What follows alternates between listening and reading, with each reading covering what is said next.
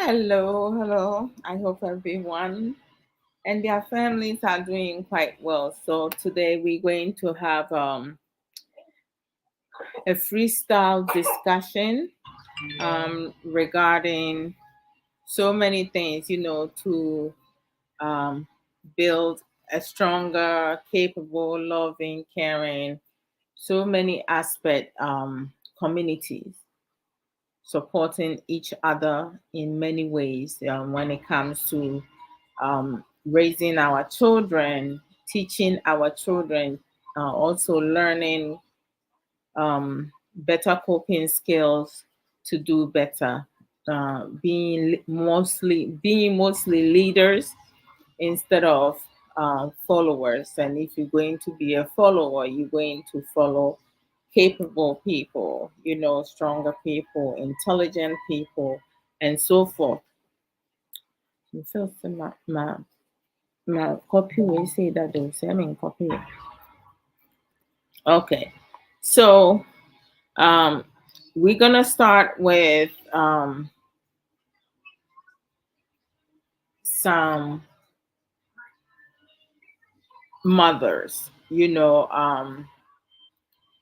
when it comes to their relationship with their child's mother, father, or their marriage with their child's father falling out.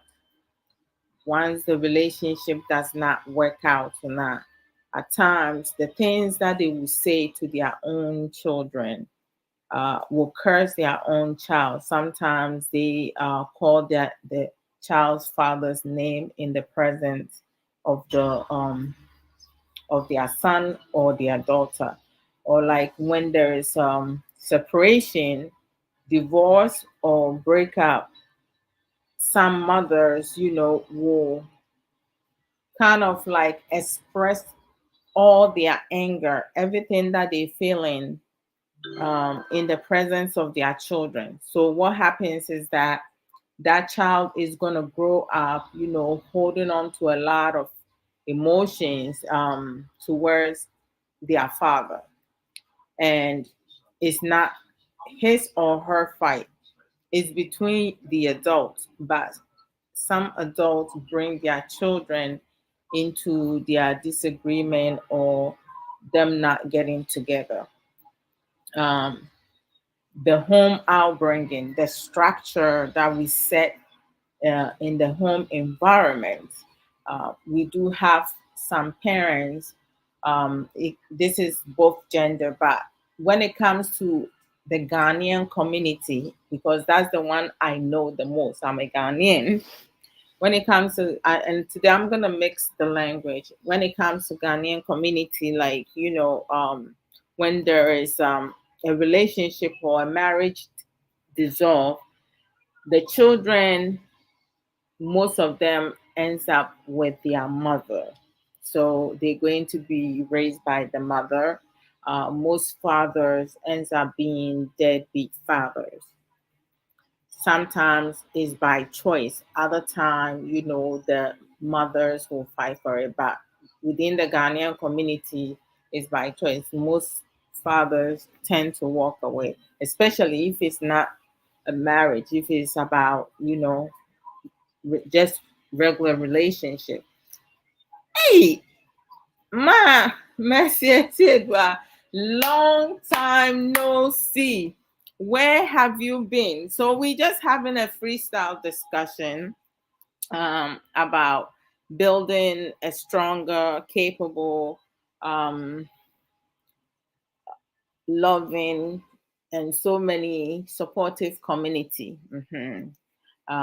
For our children and ourselves, because like sometimes you go on social media, some of the things that you hear is really scary. It seems like, as um we move forward, time is changing, but it doesn't seem to be changing for better within our community society, because there's so much wickedness, there's too much happening, and The new generation spend more time on social media than, you know,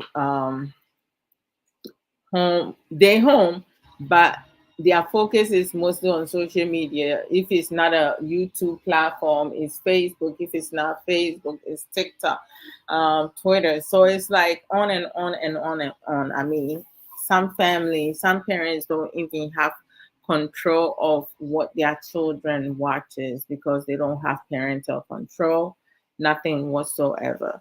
Um, so whatever they being allowed to do, there are some homes there's no structure whatsoever.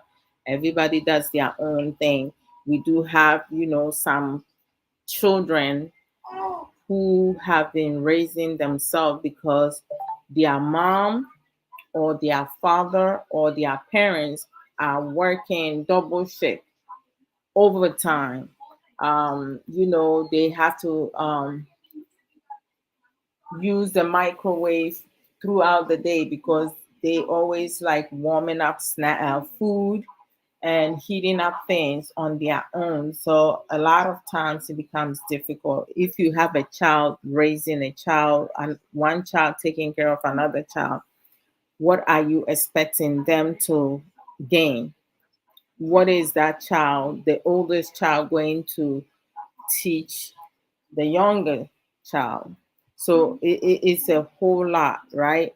And then sometimes you may have two parents at home, and the kids will have a bond with one parent rather than the other because one parent is more attentive, the other parent is not. Why? Because of work or their hobbies. They focus on other things rather than um, the quality time spending with their children. So, whichever parents that they bond with the most are the ones that they're going to favor. So, if there's a situation going within the house home, of course, guess which one they're going to take their part. It's not okay for any parent, as to whether a father or a mother, to badmouth the other parent when you no longer together, as to whether or not during a relationship that the child came to be, or during your failed marriage that the child came to be. You should not badmouth your child's father. You should not talk to your children or your child about your failed relationship or marriages. I mean, what is that child supposed to do? They already have to worry about school, their schoolwork, homework, and other stuff. Why must you add on that pressure, the stress, and everything, unnecessary drama?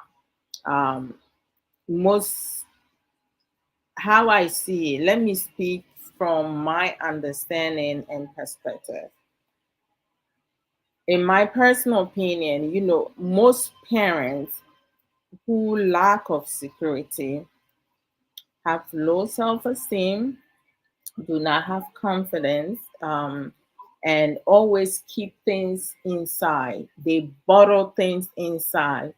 They have a tendency, they get angry easily. They have a tendency to discuss adult conversation, adult issues, their emotions with their children. They try to become their children best friend. A parent can be close, have a close bond with their child, but they can never be their children's or their child's best friend.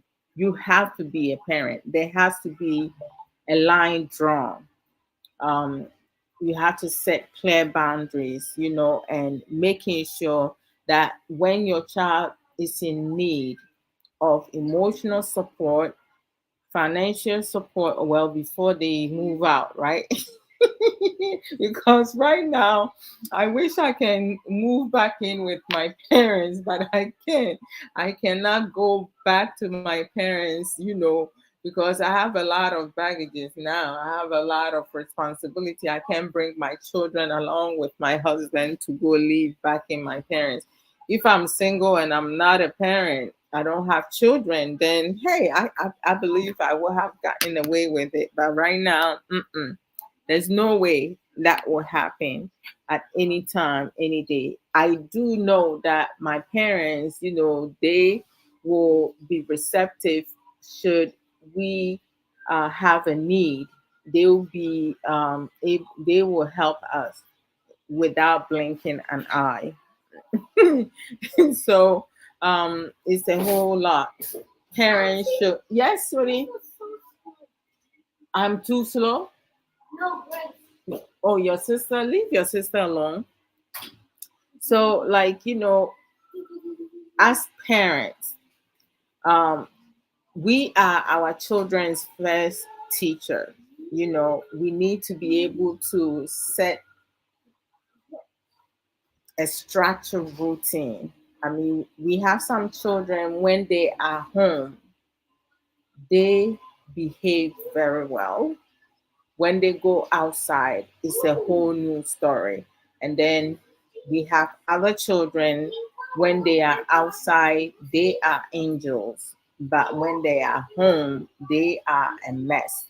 And then you have others who behave well at home, they behave well outside. And then you have the opposite. Uh, we have some of them when they are home or outside, they don't care about nothing. They do not have any control, they don't have any discipline. Yet their impulses, they will destroy anything, they will act out, they will do whatsoever to get their way. If they don't get their way, they're going to embarrass you in public. They will do that the most outside, to get an audience. Sometimes, people standing outside may not know what is going on, like you may come out as a bad parent.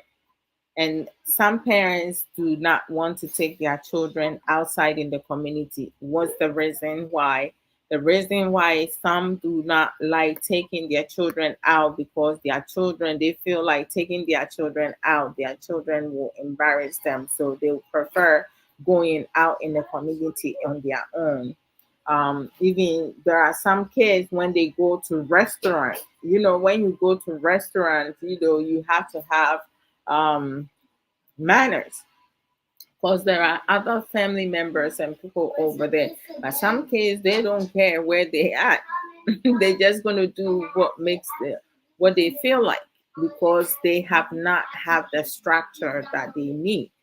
um, you know, Most African parents, when it comes to disciplining their children, the best or the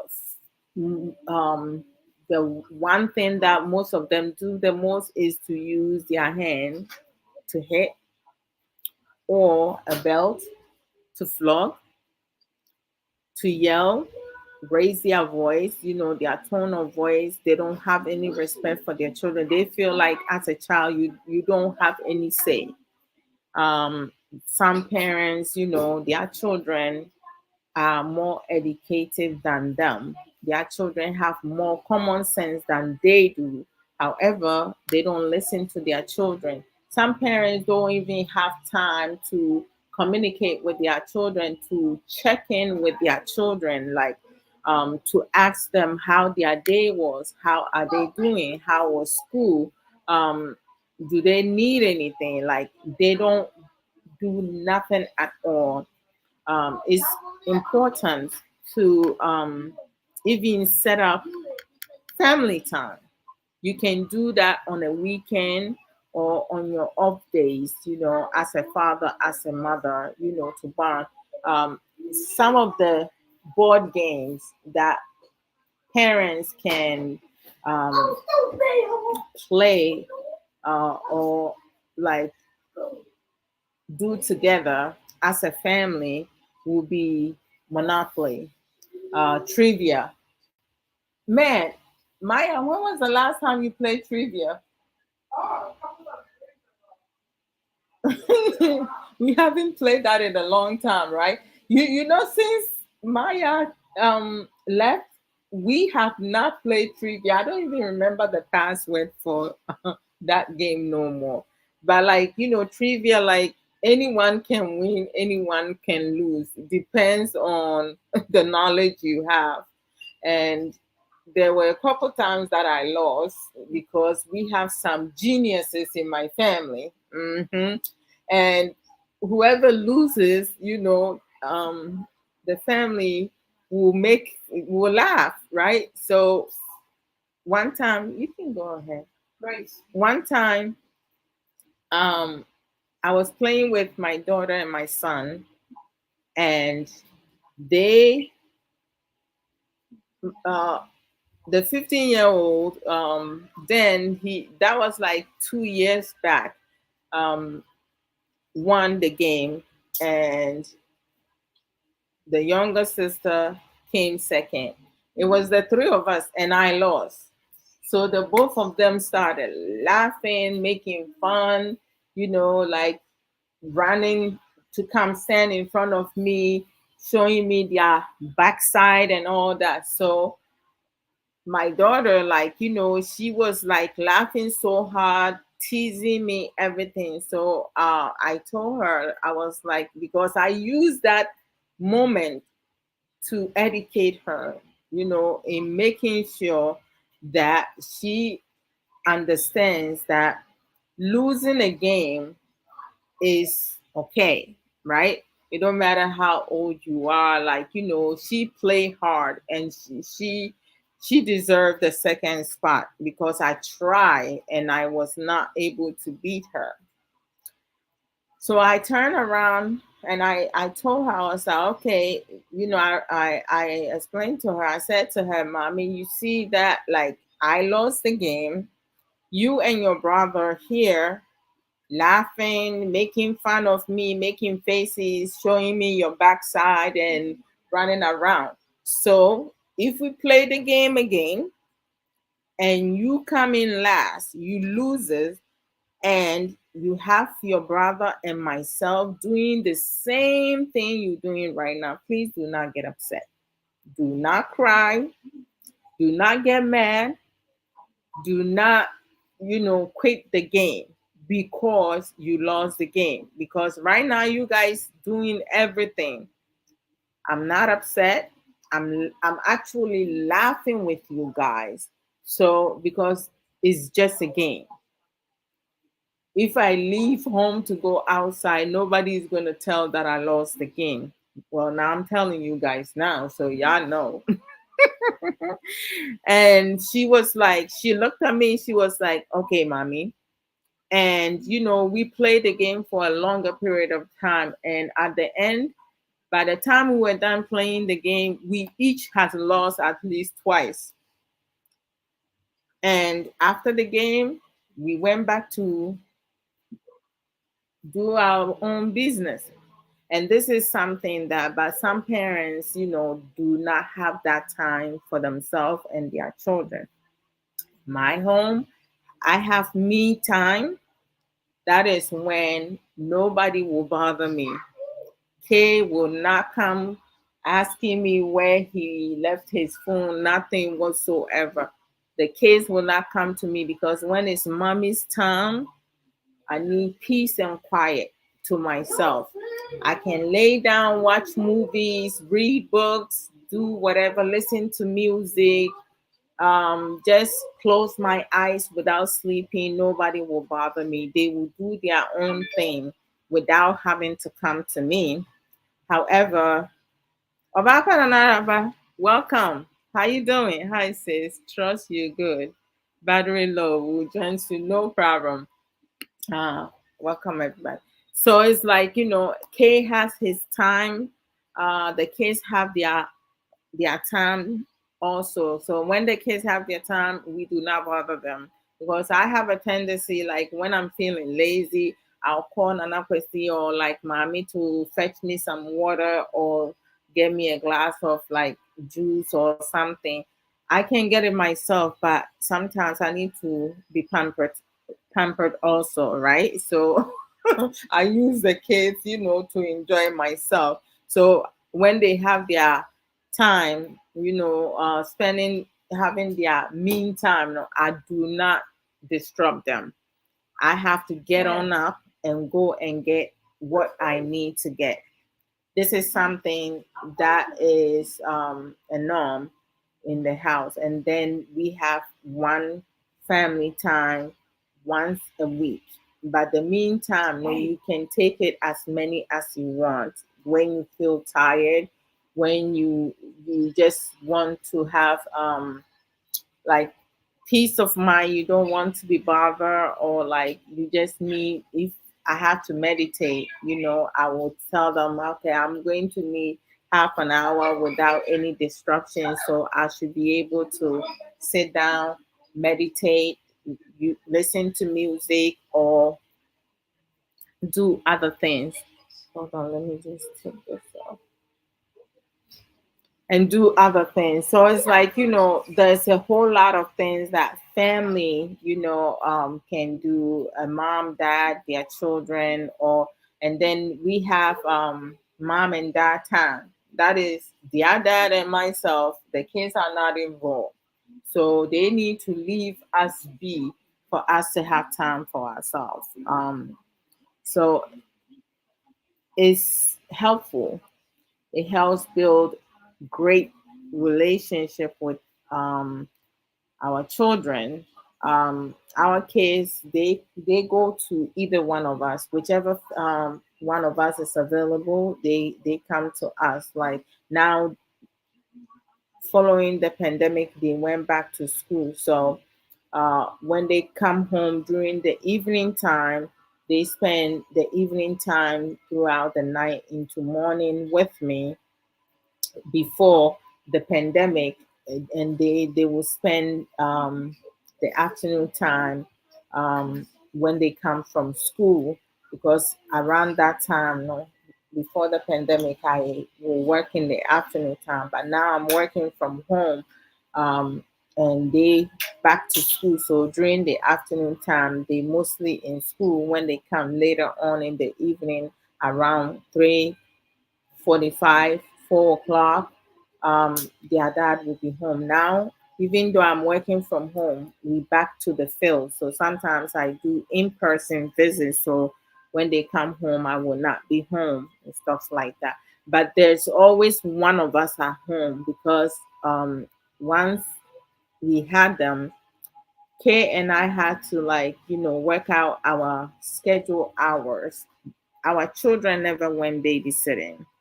um some days, if K is not home then, and I have to go to work early, I have my family. I'm lucky. I'm one of the luckiest person alive, because I have my family all around. So my older sister, my mom, they helped me. Chris Cross was in Ghana, so she didn't have to babysit back then. And my brother-in-law, they will, on his day off, I will bring the kids to him, and he will watch over them. So when Kay gets home, he will go and pick them up. And sometimes I will, if Kay has to stay at work because someone called out or someone did not come and relieve him, especially when we have bad weather and stuff, then I will pick up the kids after I get off from work. So we kind of like work it out, but it's not everybody that have that opportunity, that privilege. So they have no choice but to bring their children to babysitting. Like my kids had the best out of all my other nieces and nephews, because around the time that they were born, I was in school. Everybody else was working. So, like one of my niece, she actually had to be brought to uh, a babysitter, And the babysitter was a Ghanaian lady. So when we found her, we were all like very super excited about, having someone from um, our country to take care of her. But that was the worst decision that we made, trusting a Ghanaian lady. It's not every Ghanaian person that will do that, but the experience that my family had with that lady babysitting one of my niece, it was the worst. Like, as an adult, you are getting paid for taking care of somebody else's child. And what this lady was doing, she also worked for the home care. So what happens is that when my niece will be dropped off, she will leave that baby with her adolescent daughter, and she will go to work. So she will leave a 1 year old, a 2 year old, or a 3 year old with her 11, 12 year old daughter to take care of the baby. And what was happening, that her daughter was eating my niece's food. So when we picked her up, all her food, her baby formula, everything was done. So we thought that she was eating, but no. And my mom recognized that she was losing weight, and she was losing weight. Once we removed her from the babysitter, like to feed her, we it took a long time to be able to get her to eat, because she was having a hard time keeping things down. Um, we have to like train her to start learning how to eat her food, which was bad. So can you imagine having that experience? Would you leave your child with another Ghanaian babysitter? You will not trust. You will think that, okay, um, I can't trust Ghanaian person to take care of my child. I'd rather hire somebody, bring my child to someone else other than a Ghanaian person, just because of what one person did. That experience was really scary, because it almost cost my niece um, almost cost her life, which is something that you never expect, because you think, so you find someone from your country, so the way your heart is, the way your personality, the way you are, no, because if it was you, you take care of that person. But this lady did not do us justice at all. So sometimes, disappointment and experience, unfortunate experience that you have with someone can cause someone to distrust so many people from that community. So some of the things that we can do to build a stronger, capable, loving, caring, supportive community is for us to teach our children and also learn the difference between right and wrong. I mean, some of us know right and wrong, but we choose not to do the right thing, right? This lady did not do the right thing. I don't even think that she was able to hold on to um, her uh, I guess, certificate to babysit, because she didn't have one child. She has multiple children in the house. So can you imagine her leaving two, three, four kids with an adolescent child, not a teenage child. Even teenage child, they can take care of babies.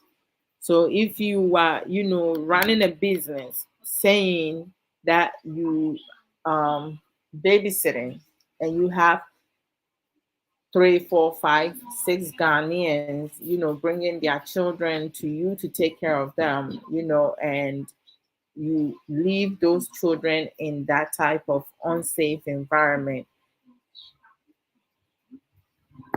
you shouldn't even be allowed to babysit at all. So, because of that experience that my big sister had, I chose not to bring my children to anybody for babysitting. My mom, God bless her, she will go to work, she will work overnight, and then she will go home, do whatever she needs to do. My mom cooks all the time, cook food, do whatever, change, and then come to my house. When she comes to my house, she will come and bathe the kids when they were babies, because I didn't know how to like bathe them. So my mom will come and do all that. I don't think like Mommy, I did not do that. Nana, I did not do that. My mom did all that. I see my baby sister. My baby sister is good in terms of like, helping in that aspect. But for me, because when she had her daughter, she was able to do all that. I mean, she learned the hard way. For me, I had the easiest way because like everything was done for me when I had my kids, um, versus in contrast to my bigger sister. My bigger sister, I think she learned how to bathe her baby at some point, but for me, I wasn't able to do it. And it wasn't because I didn't want to learn it. It was my shift, the time that I worked. Hi, big man. I didn't even know you were in here. I thought you were at work. Yeah, I came here to come and do program. Mhm. Nothing much. Yes, I'm good. And you? Oh, I see you wearing Sister Sage shirt. Nice. I don't have that color. I need to get me that color. Big man, when you come out, I gotta take a picture of that color. I don't have that one. How come I don't have it? How did you end up with that color, baby sister? I bought it. That's how I ended up with that color. Oh man, I need to take a picture.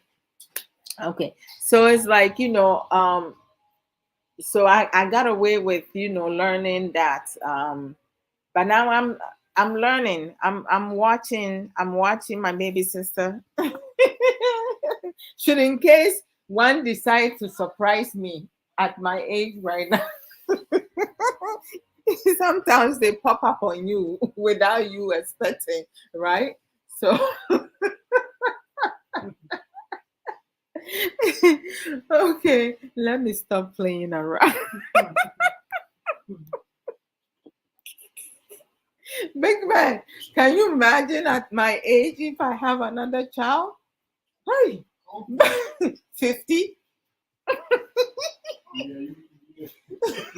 It's been done, but you gotta be careful.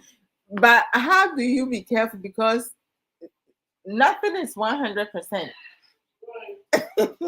So, should in case, hey, that's going to be a you, that would be a miracle one.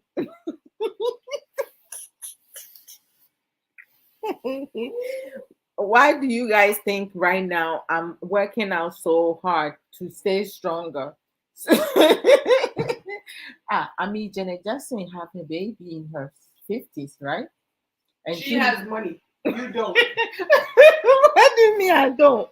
I'm not rich, but I have. So her rich ass got the richest doctors to take care of her. Okay, I see what you mean. There are some advantages and disadvantages, right? Okay, so I'll be careful. I'll make sure I'll make sure there's no surprises. There's no surprises. Okay, so it's like, going back to structure in your home, you know, let your no be no, let your yes be yes.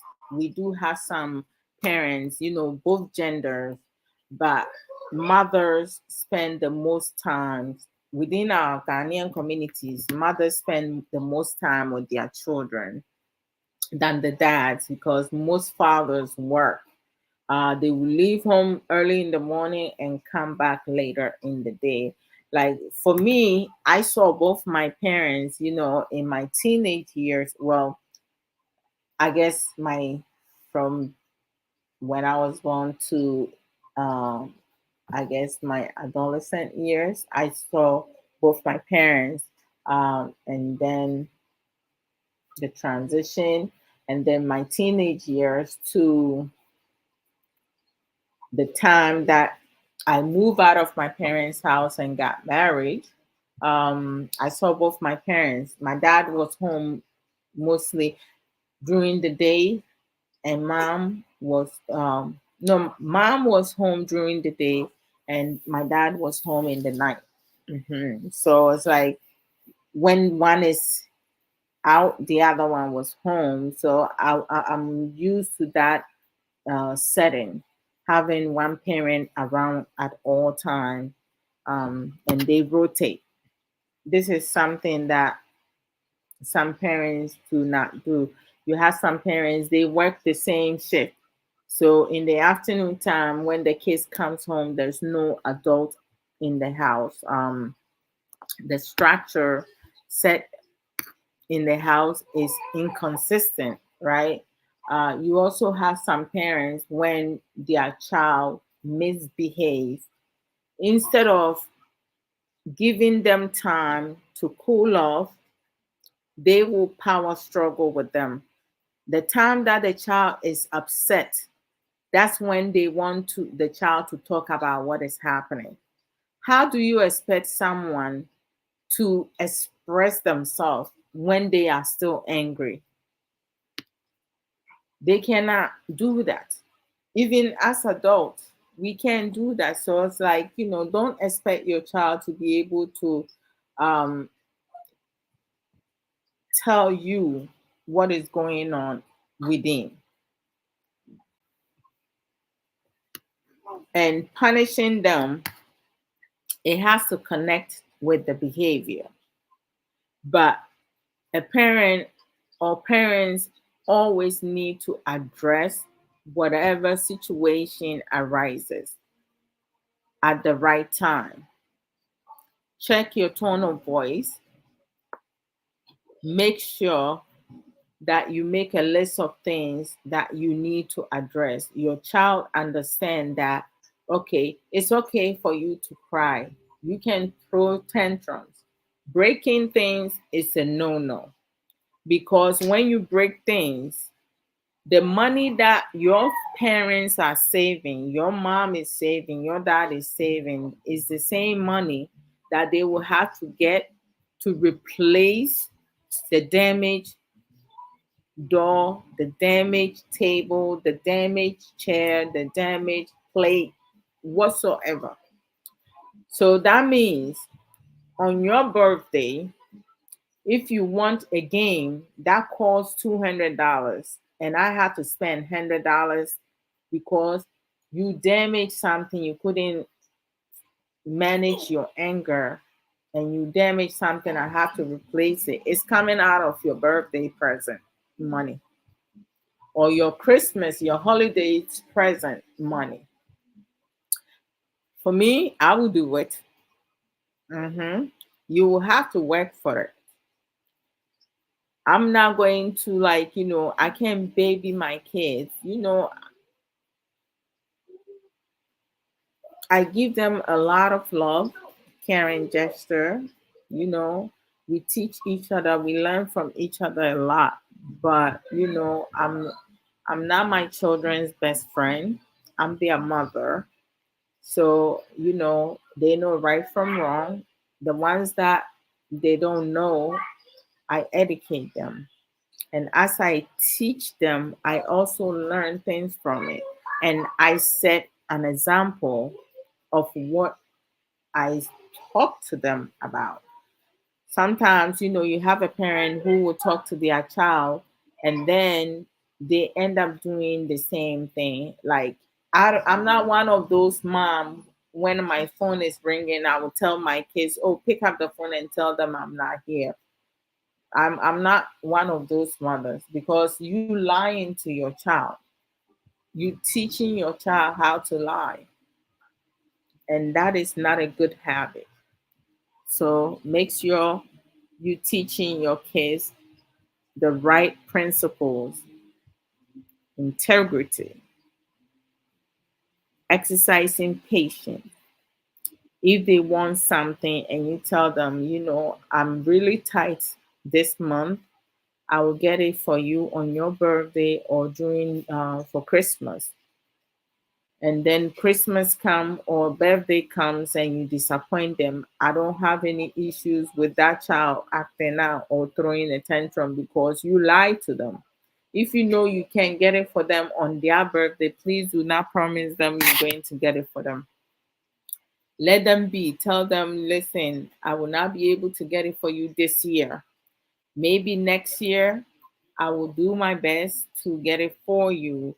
But why don't you also, start doing some chores to save money? Because parents can give their kids chores, and reward them, pay them. You don't have to, but you can pay them on a weekly basis and you can teach them money management for them to save. So there are some things that they can buy for themselves, like um, my kids, like when they get birthday money from their aunties and their uncles, they will save it. They will save the money and they use that some of those money. Sometimes, like if they want pizza, I don't buy outside food a lot. So if they want pizza, I'll be like, well, I'm not buying. I can cook for you right now. And they'll be like, oh, but we want pizza from Domino's. Okay, do you have money? They said, yeah. I'm like, okay, I will order for you. That's fine. As long as you guys are paying, I'm good with that. It's not coming from my pocket. They buying for that.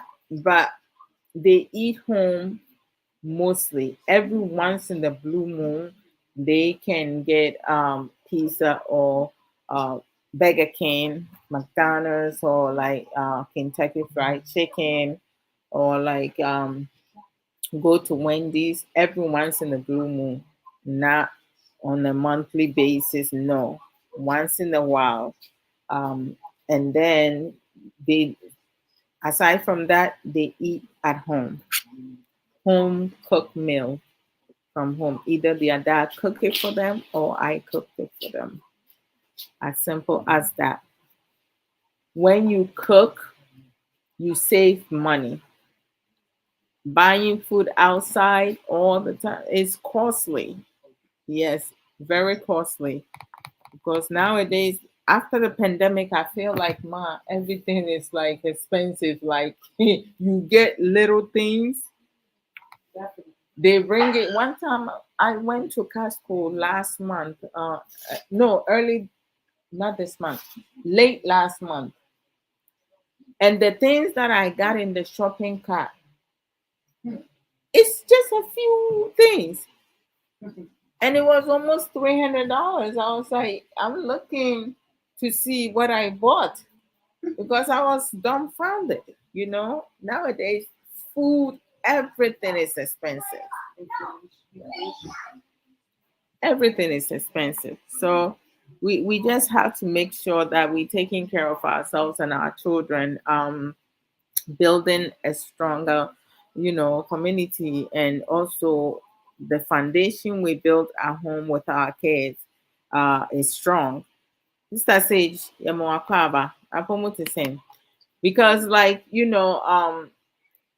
some parents, they expecting teachers to straighten up their children.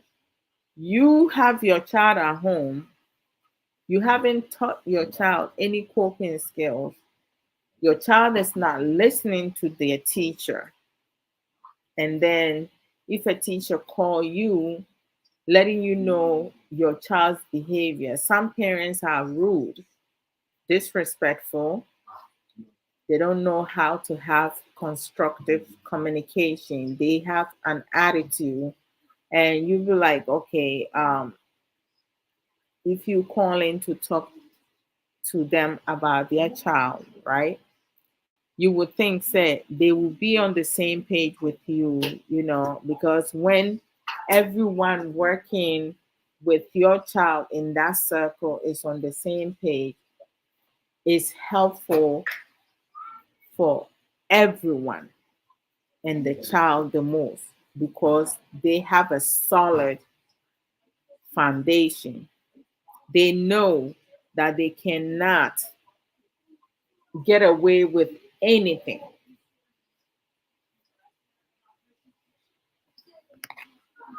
I have Nana Kwesi and Mommy when they were younger, they figure I wasn't home in the afternoon, so they used to get their father a lot. Like they would ask me something in the morning, and I'll tell them no. But in the afternoon, they will talk to their dad about the same thing without telling their dad that they spoke to me, and their dad would give it to them. So one time I didn't work. I took I took some time off. I took 2 days off, so I was home. And when they came, in the morning before I dropped them off at school, they had asked me for something and I had said no. But then in the afternoon, when they came home, their dad gave it to them. So I'm like sitting there watching, observing. Like I was like, okay, what's going on? I didn't say nothing at first, but then I called Anakwasi and I asked him, I was like, where did you guys get that? They were like, oh, daddy gave it to us. And I was like, did you did you tell your dad you asked me earlier this morning? And I said no. He said no. I was like, why didn't you tell your dad? So he's standing there looking at me and I was like, did you not understand the question I asked? And he said he understands it. I was like, okay, I want to respond. Why did you not tell your dad? I said no. And he said he doesn't know. And I was like, okay. So you guys have figured it out that I am a more no and your dad is a yes. So that's okay. Being that your dad gave it to you guys, it's okay. You guys can do that. But things are going to change starting tomorrow. And sure enough, the next day I made a schedule because, like, before they were using their iPads during the day, Monday through the weekend. And I told them they can no longer do that. From Monday night, from Monday to Thursday, they cannot use the electronic. The electronic they can use Friday night they can use it after they finish their homework. They can use the electronic to whatever time. Friday night they can go to bed at any time. They can stay up to midnight. It wouldn't matter to me. They have their freedom on Friday night because there's no school the next day.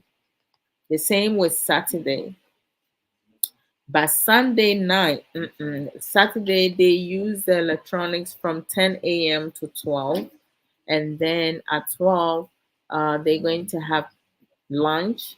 And then once they have lunch, they will relax for half an hour to an hour time.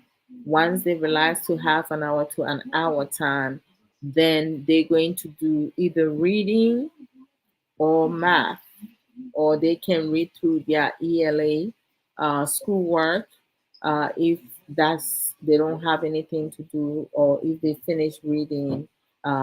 they finish with their reading earlier than intending, they can use the remaining time to do something else. Once they read or do some math, at 2 o'clock, from 2 to 4 p.m., or from 2 to whatever time, they will take a nap, because from 5 o'clock to 8 they will have iPad time again.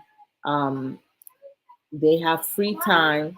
Um, so free time they can use either their iPad, or they can watch a movie, go play games, or do whatever. When they have free time, they get to choose whatever they want to do. And then on Sunday, there is the same thing. But Sunday, they use their electronics, the latest is 7 o'clock, but there is a break in between. No, it's okay. It doesn't disturb me. Oh, he's gonna make more? Sam, what are you playing? He's playing Twister in the air. No, I never. Okay, that's cute. So, like, they don't use the electronic throughout the whole day. No, they have to implement other things in there.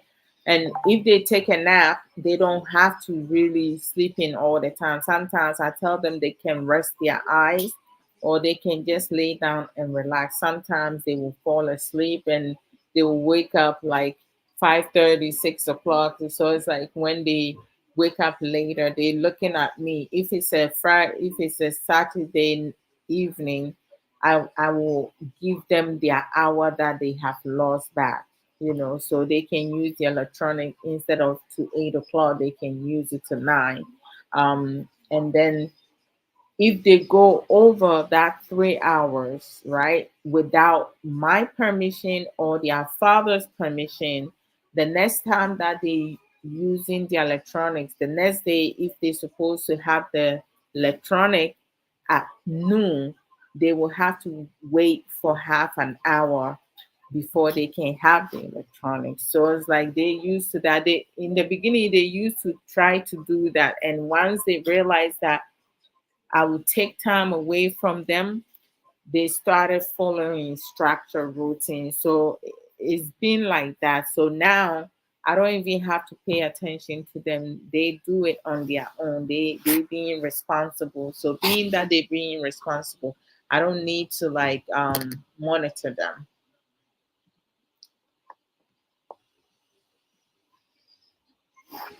Oh,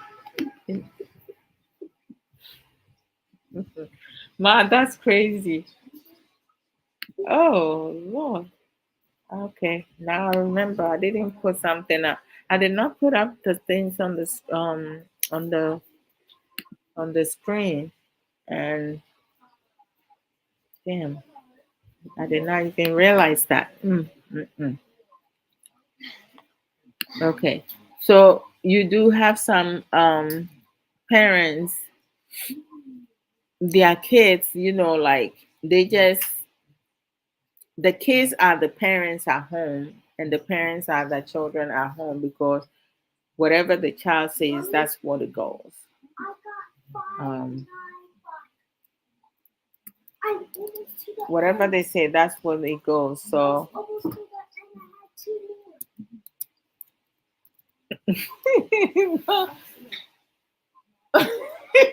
Sam, Auntie's doing program. So do what you're doing. When Auntie finish, then you can tell us everything you're doing. Okay? Thank you.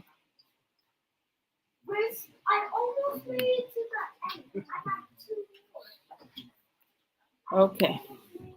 Here we go. Okay.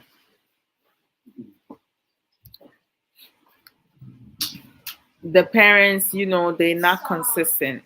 Like they don't when their child asks them something, they don't say no or they don't say yes. They say maybe. With some children, what movie is this? That's the movie title?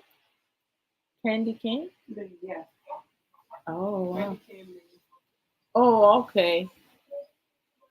I never seen it. It's a new movie. Oh, let me finish this quick so I can focus and watch it.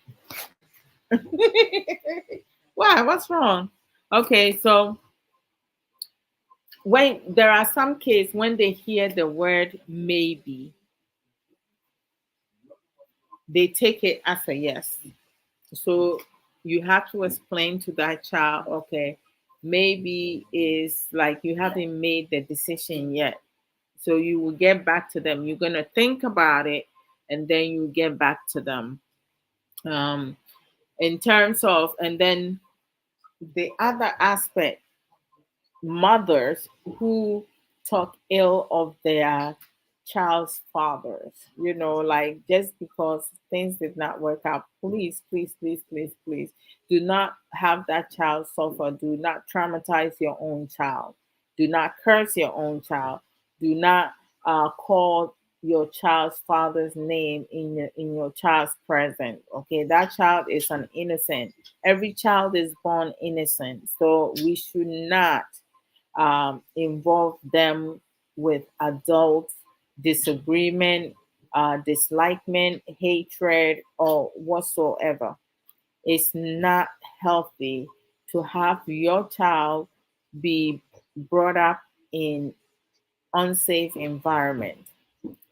Some family members, when the mom is not there, they will say things behind that child's mother's back or that child's father. It's not okay to do that. You always have to make sure that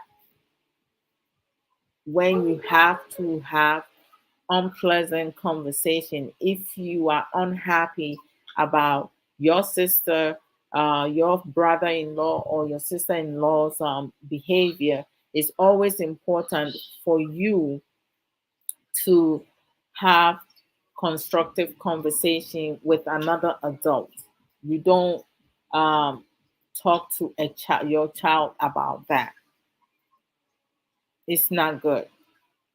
Some children have been traumatized not because of a family member or a teacher or someone from outside the community, but it's because of the parents, their inability to manage their own impulses, to work on themselves, to heal properly. We talk about, oh, today I said I will miss it, right? But I've been ɛba yɛ kurom Ghanafoɔ a yɛwɔ ba bi a yɛgu yɛsi dɛn ɔdɔ san na ato adaka. When there's no more love now, it's left with insults. And o papa kwasia na ɛyi ɔnyɛ adwuma no wanhyɛ wo no. Te sɛ like ɛyɛ dɛn na ɛtumi ka biribi saa akyerɛ wo ba just because sɛ bɛrima no a ne ne wuyɛ no wahwɛ wo. The fact that the man that you had a child with did not take responsibility, did not take care of you, but who made the decision to have a relationship with that man, with that child's father? You did. You made the adult decision to sleep with someone who is lazy when there's no more love. I'm not just saying it. I'm not just saying it. Ɛnyɛ me na meka o. Suban a ebi mo de mo kyerɛ na mede ka asɛm. Tam a wokɔfaa ne mpena no, tam a awaree no. Saa tam no, na ɔnyɛ fo, na ɔnyɛ kwasea. Na na ɔnyɛ useless. Tam a ɔdɔ no ɛwɔ hɔ no, na ɔyɛ osweetie darling. Ɔdɔ yɛ wu. Makoma mu tɔfrɛ. Dade anoma ne yɛde nenam ho. Wohoahoa no. Tam a wo ne no etwe mpena na ɔdɔ no wɔ hɔnom no. Na wode wo sika ɛyɛ aduane. Ɛde ɛyi basket mu ɛde kɔma no wɔ fie. Ɔnwaree wo. Woto ne pon. na afei no ɔdɔ no ate kɔ nti no wa wotumi ti wɔ ano ka kyerɛ no sɛ ɔmpɛ adwuma ɔyɛ akwadworɔ ɔyɛ fon onim nyansa wohu yɛ anka woanware no mesrɛ wo maame anaasɛ wo papa anaasɛ wo nua bi anaasɛ w'adamfo bi na ɛkɔyɛɛ lie ne maa wo anaa na ɔyɛɛ lie ne maa wo no sɛ wompɛ a anaasɛ saa tam no w'ani afiri a ɛnyɛ wo na agye tom you made your bed you lay in it ankɔ yi ama wo a you move on wo ba na w'abufuo ɛhyɛ wo mu woka kyerɛ wo ba ne sɛsɛn menim obi a family friend a wɔne ne yere ɛwo ba bɛɛma ɛna awareɛ ne sɛeɛ ɛsiane sɛ ɔbaa no na ɔntimi ɛntena ne to so ne kun kɔ adwuma a na ɔno nso saa tam na wɔresi n'agedem kyerɛ sɛ deɛ ne kun yɛ ma no ɛnsono ɔmmu ne ho ɛmbu ne kun nti ne kun ɛhuuyɛ no ɛna ogyae no ogyae no ɛna sesei no ɔmo hyɛɛ custody of ɔmo ba bɛɛma no their son na akwaraa ne ba ne papa hɔ a akwaraa n'ani gye paa because papa no ɔyɛ very well educated ɛna kyerɛ sɛ o take good care of ne ba bɛɛma no na ɔbaa no akwaraa no ɛkɔ ne maame hɔ a na ne maame no de n'atena ase ebusa no ɔkɔɔ ne papa hɔ deɛ ne papa yɛɛyɛ na obi a wadi wo ho ne akyew ne agyaa wo deɛ anka wasɛm ne sɛn akwaraa ne papa ne wɔɔyɛ no ɛfa ho bɛn wo ne nwaree biem na ɛwɔ kyerɛ sɛ akwaraa no kɔ a na ɔka nsɛm bi a kyerɛ sɛ ɛni kwan sɛ panyimu ka kyerɛ ne ba akwaraa toddler sɛ wo papa ɛnyɛ wo papa yɛ sei wokɔ papa hɔnom a create problem kyerɛ sɛ wɔde adwenbɔne ɛɛto akwaraa ne tirim sɛnea ɛbɛyɛ a ayi yɛbɛgye akwaraa no ama ɔno nko a ne yɛgye akwaraa no ma ɔno nko a wanya child support nti no pɛnsɛmfo a wɔredi onim sɛ ɔtraumatize akwaraa no but akwaraa no nso no ɔprefer sɛ ɔne ne papa bɛtena ne maame hɔ koraa wɔmpɛ hɔ kɔ ɛsiane sɛ ne maame no ɔno no ɔnyɛɛ n'adwene sɛ ɔbɛhwɛ akwaraa no because akwaraa no anim no ne ba akwaraa bɛrima no anim no maame no de ne boyfriend ba hɔnom ebi wɔ hɔnom a na ɔne ne boyfriend ɔmo agya akwaraa no hɔ na ɔmo kɔ kurom ɛkɔkyerɛ akwaraa no ba ne papa hɔ nso a ne papa no ɛne akwaraa no they have father and son bonding nti akwaraa no prefer to go to ne papa fie ɛsɛn ne maame no si wɔ maame no nte aseɛ na wonni suban wonte w'ani nhwɛ wo ba no nti no how sɛ wo expect sɛ wo ba no ɛbɛpɛ w'asɛm anaasɛ ɔpɛ sɛ ɔne wo na tena nti maamefoɔ no bi no suban a ɛwɔ wɔn ho no ɛnsɛ mfata some mothers are not meant to be mothers because they confuse their children, they traumatize their own children, they verbally abuse their own children emotionally and psychologically based on certain things that they discuss with their child. Your dad is not helpful. Your dad is useless. Your dad did not take care of you. Your dad did not take care of me. Your dad is a womanizer.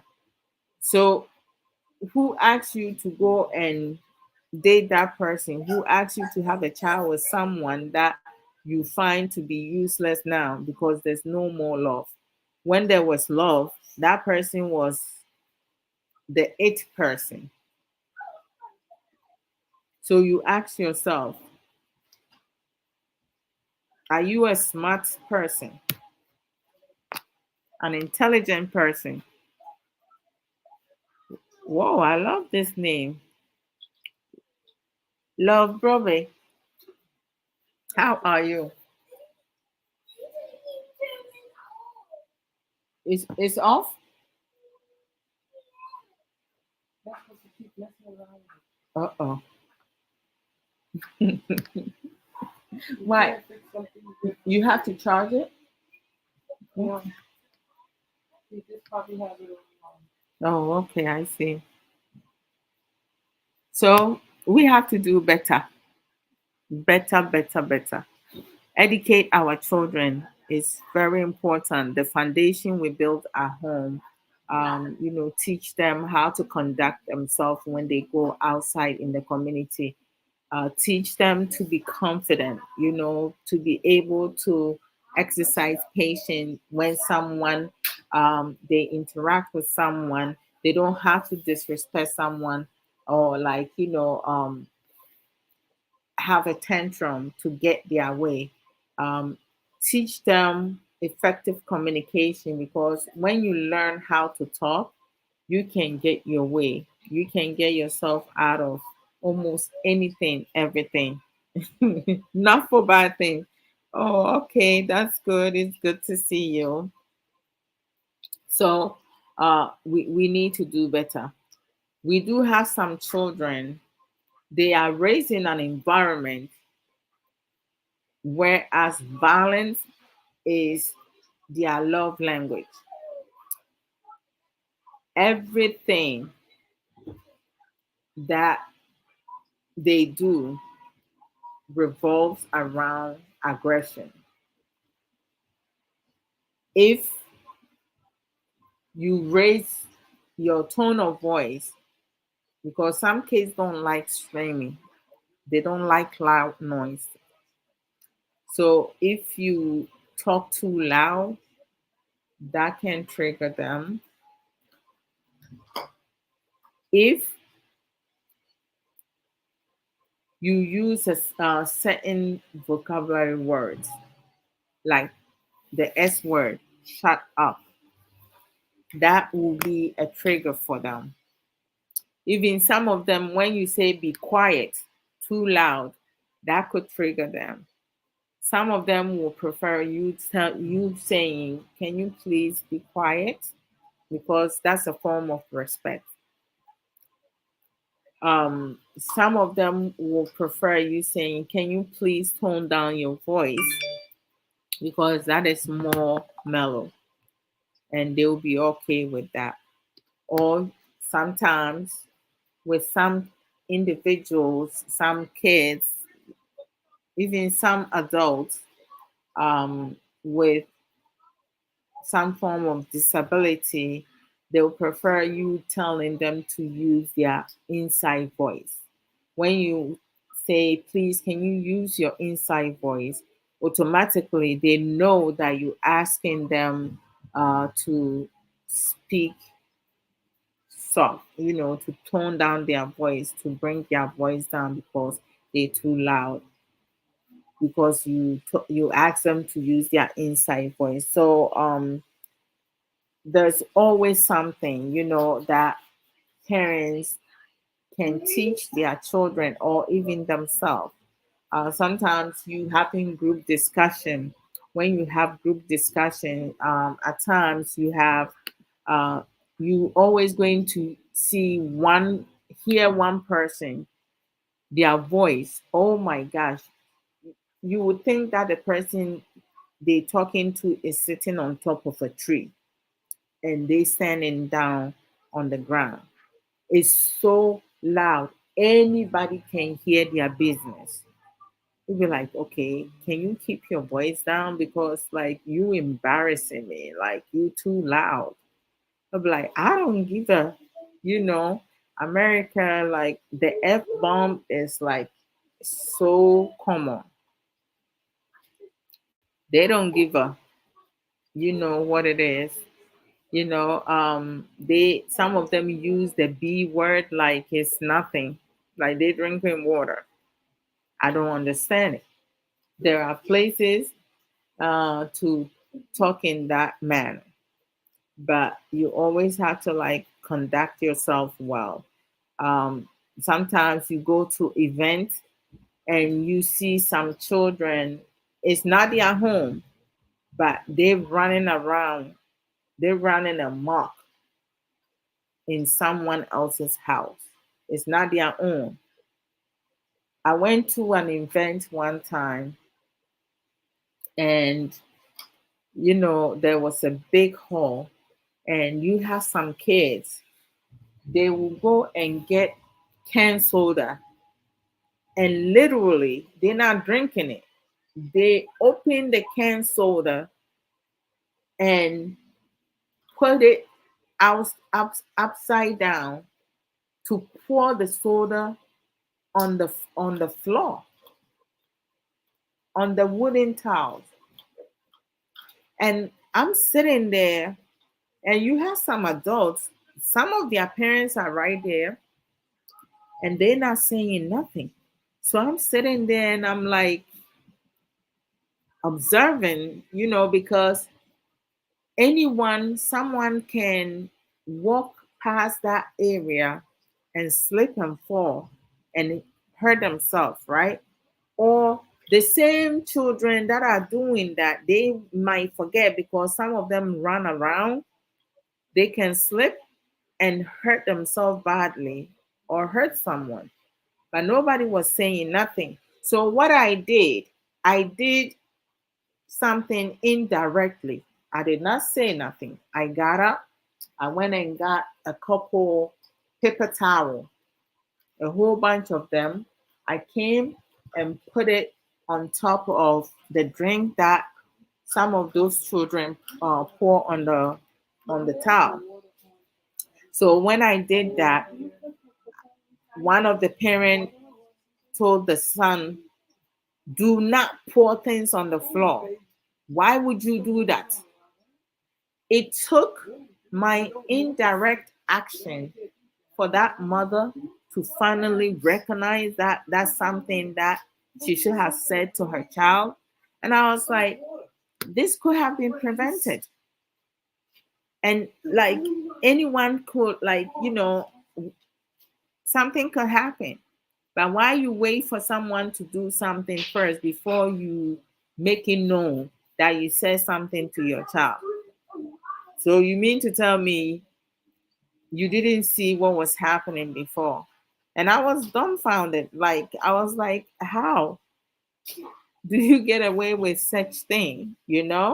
So when she said that to her son, that child was not even listening to her, running around, going in circles. Like when I go to event, I don't like sitting in the middle. I like to sit further back against the wall because I don't like people running around me.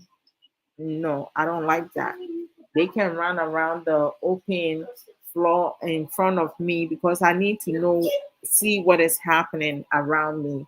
So my back needs to be not exposed to anyone. I have to make sure I place myself in a spot that I see all four corners. hmm I cannot just disregard what is happening around because someone can throw something and before you know it could hit your head. Like me, they say when you think good things, you also have to think about bad things. So like, I don't put myself in a situation where as I'm vulnerable to others. No. I have to be mindful that there are some people who have no restrictions. Some people have impulses. Sometimes you may have someone, they will pick up something and moving their hands, it will get away from them before you know it. You it will hit you in the leg or I don't. Mm-mm. So I'm I think differently. I do things differently. Some people will be like, but for me, that's part of my personality. When I go to places, if I'm interacting with people, I always have to place myself in a position that I see what is going on around me. Even if I'm not looking to my right or to my left, I see at, uh, at the corner of my eye what is happening around me. Um, that's just me. Some people, when they go to event, I see some people they have their back, like they actually facing the wall. They having conversations with other people.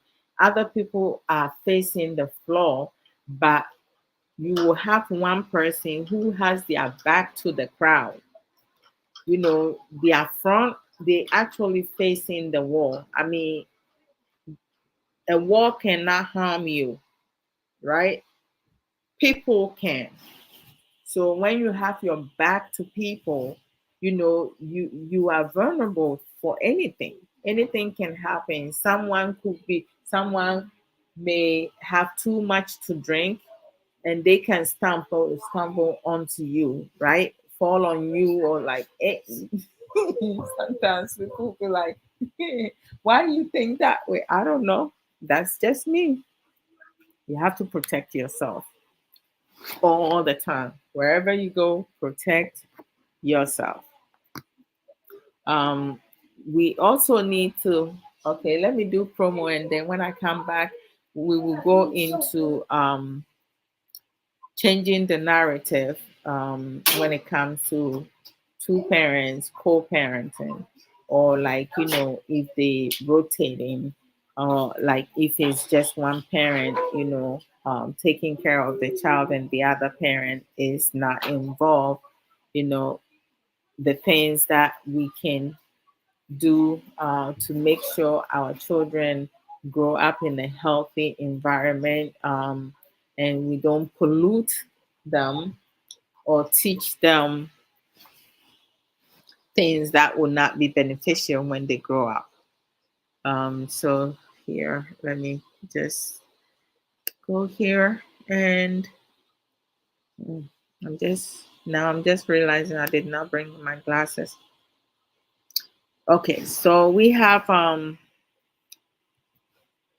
our sister Nana Alaba. Nanaraba, she works with Challenge Enterprises of Ghana as a digital marketing officer. Their website is www.challengebookshop.com. So you go to their website, they have a lot of intriguing books, any type of book that you're looking for, whatever problems or issues you having, um, whatever knowledge you're seeking for, you should be able to get it. If you cannot get the particular uh, one, you will find something related to it. Um, Nana Araba also, like, she advertised for fragrance essence, for you to smell good. Um, I will pull up the video and show it in a little bit. Good prices, with the holidays coming. If you have a loved one or even for yourself, sometimes you can treat yourself. You can buy yourself present. You don't need to wait for somebody else to come and treat you before you start smelling good. You can buy your own cologne or your own perfume, um, your own accessories to pamper yourself. So you can reach out to Nana Araba. Once I pull up the video, I will play so you guys can also see. Also, Ayeyi's page, go to her YouTube, subscribe it. She's such an inspirational, um, beautiful young woman. You can also follow her on Facebook to support her. I believe they have also some.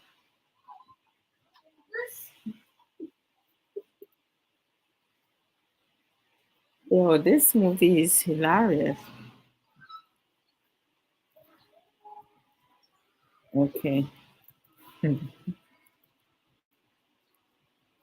We have Sister Sage Williams.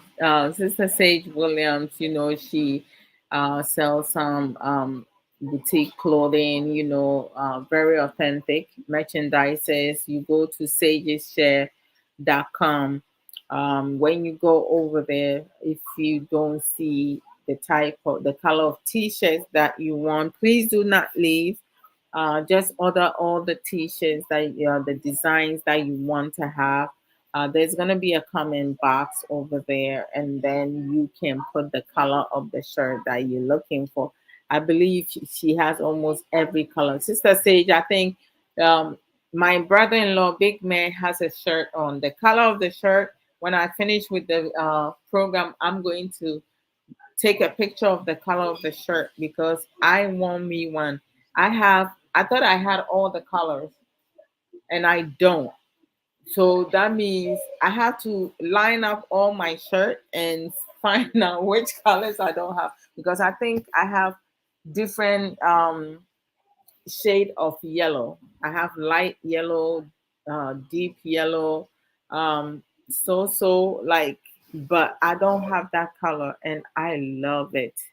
It's like baby blue, right? That's baby blue color shirt. Yeah. I don't have baby blue. I have deep blue. Uh, oh, sorry, guys. Ma, you shouldn't be letting me watch this right here. Oh my gosh. I need to look down. I can't look up. Okay, so when you go to sageshare.com, you know, on her page she sell t-shirt. Some of you have seen the t-shirt me with some of the t-shirt do program or like doing exercise. Dresses, she has one size fits all. It's 85% of that, and then the 15% is like you have to be a particular size to fit into it because it's a 36 waistline, 32 waistline. So if you are 33, you can put yourself in jeans and you won't be able to zip it up. So I stick with the uh, one size fit all. She sells jewelries like necklace, bracelet, earrings. I haven't been wearing earrings for some time because I'm doing an experiment. Okay, so and then beads, scarf, which is we known as duku, uh-huh, handbags, other accessories, um, her t-shirt, the ones that I have washed them many times. The neck is still the same. It does not expand. It doesn't worn out. It's not faded. The color is the same. That's what I like. It's very authentic, and it's not expensive. It's reasonable prices. Holidays coming, but today is the last day if you want to order things from Sister Sage Williams and get it on Christmas or before Christmas. Today, the 15th, because last week she mentioned it, or was it last 2 weeks? She mentioned it that if you want to get any merchandises before Christmas, on Christmas Day and get it on time, the 15th, which is today, is the last day to go and order your merchandises. So please don't wait till tomorrow and say you forgot. I just reminded, yeah, to do that. You can buy some of the shirt for your loved ones or for yourself. Go to sageshare.com. Her customer service is fantastical. Mwah. I just love it. Everything that I have bought from her, like if she tells you you're gonna get it in 2 days, you're gonna get it in 2 days. Within 1 week, you're gonna get it within 1 week. She will send you the tracking number, everything, for you to be able to track it. But normally for me, I don't even bother myself, but she will track it. She will let me know. my package will arrive today. And before I know it, I hear my doorbell ringing, and I'll just go and get my package and stuff like that. So I have been so very happy with her customer services. Trust me. And then we have our sister Obapa Belinda Ejare. If you live in New York, you come to the Bronx. If you live in Manhattan, like, Queens, whatsoever, you come to the Bronx, go to B&B African Caribbean Market located at 1163 Boston Road, New York, 10456, to get some of the best African food to support our sister. If you coming from upstate and you come to New York, stop by our sister Belinda's store and get yourself something, something. Trust me, you're going to love it. And then we have our sister Aisha Ankara. Sister Aisha Ankara is she does not do program, but she's very supportive. Uh, she support her own kind. She is very knowledgeable. She does also volunteer work. She share resources to parents who have disability children, because she have worked in that environment. She also have a son whom she proudly speak of, and she should always, who has autistic. And because when it comes to spectrum autistic disorder, there are different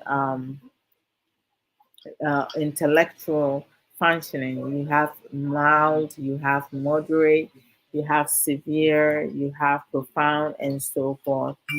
Some of most of them are high functioning. Some of them are verbal, very articulate. Others are non-verbal. So it's like, we have different kinds, and there are a lot of services out there that you can utilize to provide support for them, uh, to help them learn coping skills, set a goal for them, work on their goals, safeguards, areas that they are okay, but they still need assistance. Sometimes they might need reminders. So you have some Ghanaian parents, some of them, they tend to feel embarrassed. They should not at all. Some parents, they want to hide that their child has disability, because you have some Africans who use your children, will insult your children, and stuff like that. They shouldn't, because especially if you haven't had your own children, or like anything can happen, you know. So she share resources and information to support other parents also. She travels around a lot, she does a lot of recreational activities with her son, take pictures, share them with us, on Saturdays. On, ooh, nice. I made a high school. I almost got to 100. That's good. See if you can get to 89, okay? 89? And then you bring it back for me to see it. Okay. Yeah. So let's suppose Sister Aisha, she sell Juice Plus natural supplements to help the body. You can there are some of the supplement that you can use to detox and do a lot of things. It's supplement, it's not medication. You can purchase some wherever you at. And then she also sell kitchenware, um, silver set, plate set. If you need new ones, you can DM her. Um, if the shipment costs more than how much you buying the merchandise, she will direct you elsewhere. She also sell Avon product, and with the Avon product, you have to base in UK. You have to live in UK to buy some of that. So if you live elsewhere, you will not be able to buy any of those from her. We have our sister Ya Boatima Boatin Russell. She has she teaches about family empowerment in bringing awareness of financial literacy, how to do smart investment, because some people, they don't know how to save. At times they make poor choices, like how they invest. They may not have knowledge of it, they may not learn um, anything, and just put their money in there, and they just lose it. She advocates with that, natural health and beauty advocates. Okay, sister, yeah, Boatin Russell has also written a book, chronicles of uh yeah, BBR. You know, you can purchase that at Amazon. You go to Amazon, you should be able to buy your own to support her. So let's support our sister. Yeah, Boatin Russell. And then we have Sister Ya for the Atubra. Sister Ya for the Atubra. Her Facebook page is Antilla's Book Corner, and for her YouTube is Antilla's Book Channel. You can go and subscribe that. Make sure you click on the bell, so when she comes live, you see her. She's on vacation, chillaxing with her family. She will resume her live video every other Saturday next year, the second week of January. She will resume when she comes live, as an author of who has written 5 books. You can ask her questions if you have read any of her books. Also, give her a healthy review. Um, Her co-host is Ovapa Ya Boatin Russell, and both of them are so very knowledgeable. On Saturday, she comes live at 11 a.m. MST time and 1 p.m. EST time. This I also have um, her Auntie Yas Own It Academy, whereas she coaches and assists with book publishing. In fact, it was she was my coach, with her excellent, unique work. She uh, helped me also write my book. You can find that at Amazon. Is Unveiling My Life, a guideline to breaking free and reclaiming my life. We have it in Kindle version also. So go and get your own. It's about trauma, coping skills that I learned over the years growing up, to help me heal, and also able to transfer that into doing other things. Sister Ya's first book is inspirational book, Reflection of My Thirsty Soul. The second book is my personal favorite, which is The Beauty of a Woman's Heart. I love all her books. The third book is Refreshing for My Weary Soul. The fourth book is the number one bestseller on Amazon. Own It, mm, is on it. Yeah, a guideline to taking accountability and responsibility of my journey. And then the fifth book is my unapologetic self. You can find any of her books at Amazon to go and purchase your own. So let's support Sister Ya for the Atubra. We have some of our sisters also, Sister Angelina Ba, our 21st century nurse. She does program um, on her page is how you may call it, Angie's Talk. Um, she talks about mental health and our wellness. We also have Sister Sika Educate. Sister Sika Educate also does very educative programs. Sometimes she uses her experience to also teach and educate. She goes all the way in, or we can support her also. We have lunchtime talk with Sister Awomrekwa. Sister Awomrekwa does a lot of educative program, trending issues and so forth. So let's support them. Okay, so let me show some of our sister Nana Ava, fragrance essence. This is a good gift for Christmas.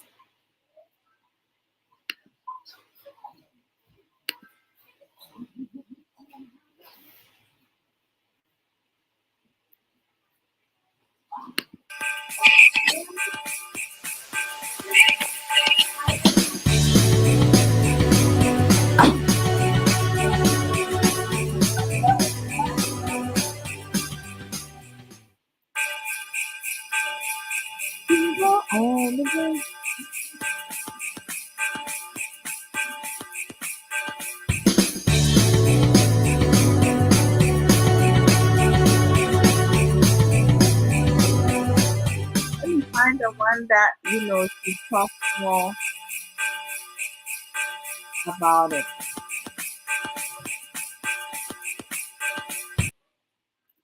Okay, hold on. Let me just go down. Let me find the one that. Hey, Elephanti who? Elephanti me. Okay, let me see.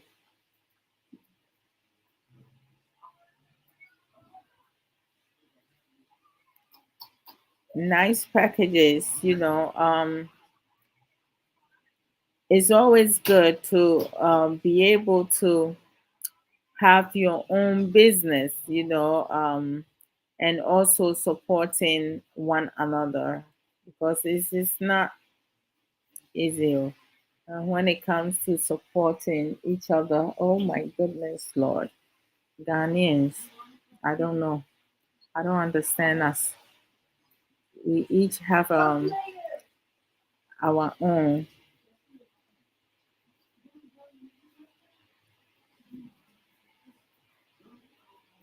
Oh,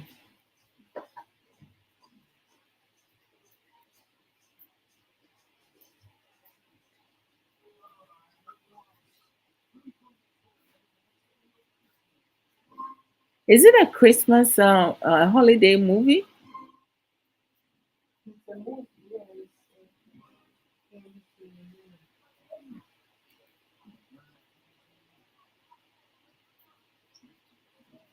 Okay, so when I found the video, I will show it in a minute. Um, Let me just do this. I'll show it in a minute.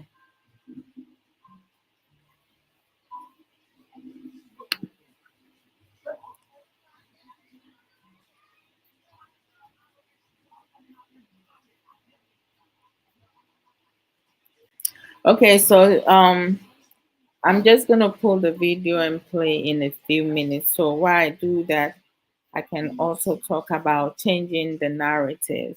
You know, in terms of, I mean, I think that it's very important, when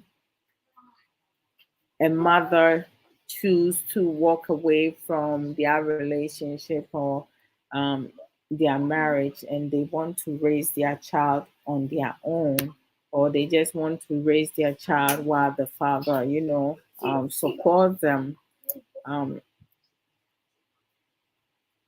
the mother or the mom should not pollute the child's mind against the father. It's not right, because most of us know everything that we do in life, good or bad, it comes back to us. Because if you pollute your child's mind and your child becomes an adult and they finally are able to articulate and have better understanding what you did, they will not like you. You will ruin your relationship with your child, because some stories that a mom will tell their child, about their father is not good at all.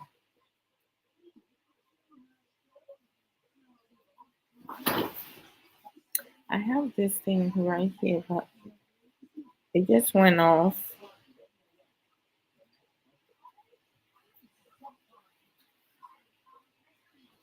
Hey, mehu Gaba Chache.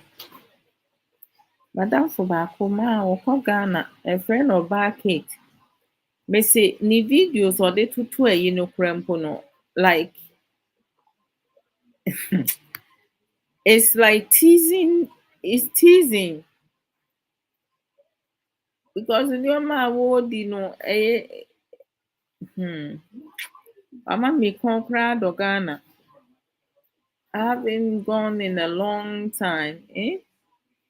During the holiday, so Ghana bro nti sɛ first deɛ no anaasɛ asesa. Is it different? It's totally different from when I was growing up. I know that.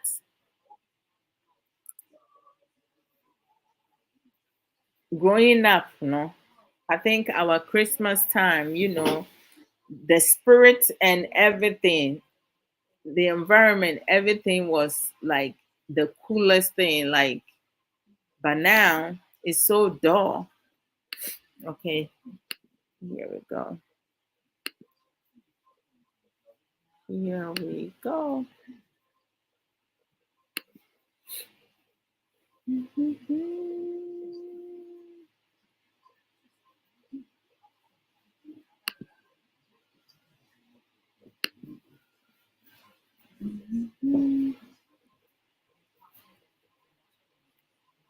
Anaso the seminar.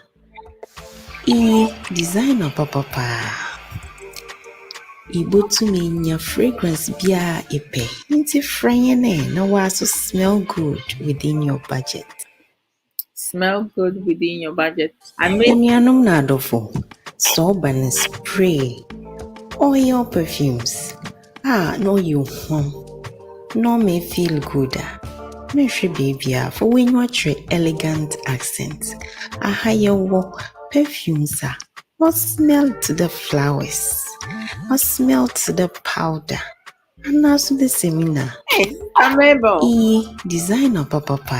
Yes, a long time no see. Ibotumi nya fragrance bia epe. Nti franye na waso smell good within your budget. When it comes to like smell, Enuanom na adofo. So banis. it's important. Every man, every woman love to have their partner smell good. Because when you stink, you stink. Nobody wants to be around you. And so make sure, like, holiday see, you treat yourself full, you treat yourself, and you treat your one and only. It's not just you. Because when the both of you smell good, not you want to spend. Have you heard of Yar Foda at Obra? She's an Amazon best-selling author and has 5 books to her credit. She's the CEO of the Own It Academy, a book coach. Among the people she has coached is Ajua Odo Mensah Sasu of the Ajua Odo Talk Show, a Facebook live show. She has written a book which goes beyond the memoir titled Unveiling My Life, a guide to breaking free and reclaiming my life. Ya Watima Boatin Russell, who has written Echoes of Ya BBR's Chronicles, an overview of self-discovery and building bonds. Why don't you contact Ya Foda Atobra today and get that book going?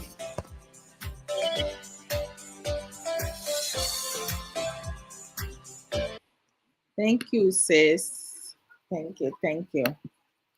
We appreciate that, of course. So go to Amazon, get a copy, grab a copy of my book, Unveiling My Life, a guidelines to taking, claiming my life, and a guideline to breaking free and claiming my life. All right. So, you know, parents who power struggle with their own children. You know, we each deal with situation differently. Sometimes some parents, they create more problems with their children. They add on to their children's tantrums. um, there are some coping skills that a parent can learn. We call something, there are some tools that a parent can learn. And I learned this through TCI,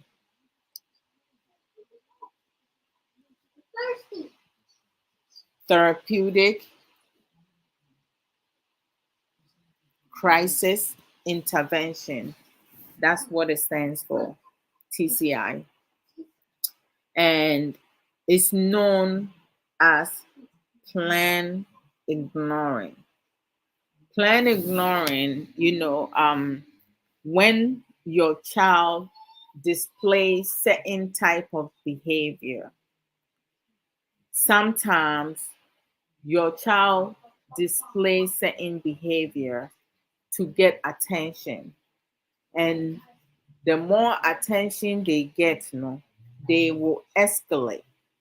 If you give them too much attention, or you interact too much, you say things to them, try to redirect them, prompt them, and stuff like that, because that's what they're looking for. They're looking for someone to engage with them, because sometimes it's their way of trying to find a reason to go into crisis or have tantrums. So they will either start making noise, say things or do things, even when you ask them to stop, they don't stop. They will keep doing it. So you, as a mother or as a father, you keep talking to them. Stop doing that. Don't do this. Can you not touch that? Please leave it alone. Like, you are giving that child exactly what they want. So with the plan ignoring, you do not disregard what your child is doing. You keeping an eye out, but you not giving them too much attention. You only say something or intervene when that child is putting themselves in a harm's way, or you in an unsafe environment. Then you will intervene by using verbal prompt, redirection, directive statement, or just making sure that you give her the help and other coping skills that you can utilize. You only intervene when it's necessary. So the less you say to that child, they can de escalate quicker. They will be able to calm down quicker than than you interact with them. If you interact with them more, they can escalate because some of the children are self starters. They want to text the water. They will start something small, and the more attention you give it to them, they're going to find a reason to throw a tantrum, a temper tantrum. Some will throw themselves on the floor, some will start kicking shoes, some will pick up shoes and throw it across the room, some will break chairs, tables, just push down dining table items all over the floor, break plates, mugs, just name it.